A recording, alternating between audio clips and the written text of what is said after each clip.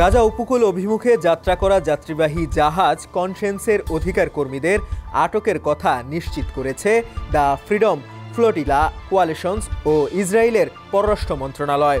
জাহাজটি Bangladeshi, Ireland, France ও Denmark সহ বিভিন্ন দেশের অন্তত 93 নাগরিক ছিলেন। দ্য ফ্রিডম ফ্লোটিলিটা কোয়ালিশনসের বরাত দিয়ে আল জাজিরা জানিয়েছে 93 অধিকারীর মধ্যে আছেন চিকিৎসক ও সাংবাদিক। বুধবার তাদের ইসরায়েলি বাহিনী আটক করে। এক্সে দেওয়া এক পোস্টে ইসরায়েলের পররাষ্ট্র মন্ত্রণালয় জানিয়েছে আটকদের দেশটির বন্দরে নেওয়া হচ্ছে। তারা নিরাপদে ও সুস্থ আছেন। শীঘ্রই তাদের ইসরায়েল থেকে অন্য দেশে পাঠানো হবে।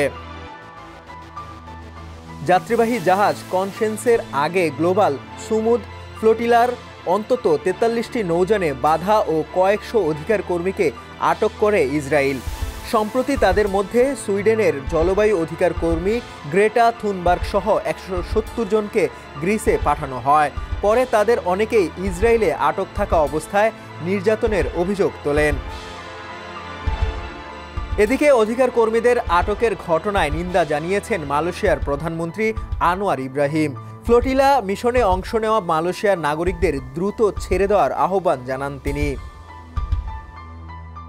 এফএফসি জানিয়েছে কনসেন্সের নামের জাহাজে $1,10,000 মূল্যের ওষুধ ও অন্যান্য ত্রাণ সামগ্রী ছিল। এটির ক্ষতিকারক কোনো উদ্দেশ্য ছিল না। আন্তর্জাতিক জলসীমা থেকে ইসরায়েলি বাহিনীর আটকেরও আইনি ক্ষমতা নেই।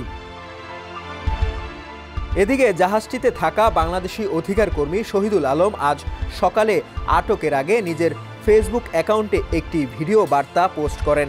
সেখানে তিনি বলেন, আমি শহীদুল আলম, বাংলাদেশের একজন আলোকচিত্রী ও লেখক। আপনারা যদি এই ভিডিও দেখে থাকেন তাহলে শুনুন।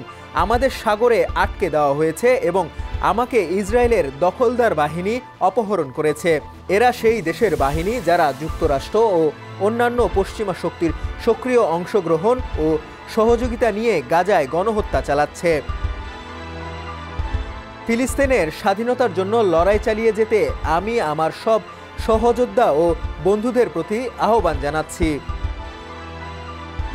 ডেস্ক রিপোর্ট, সমকাল।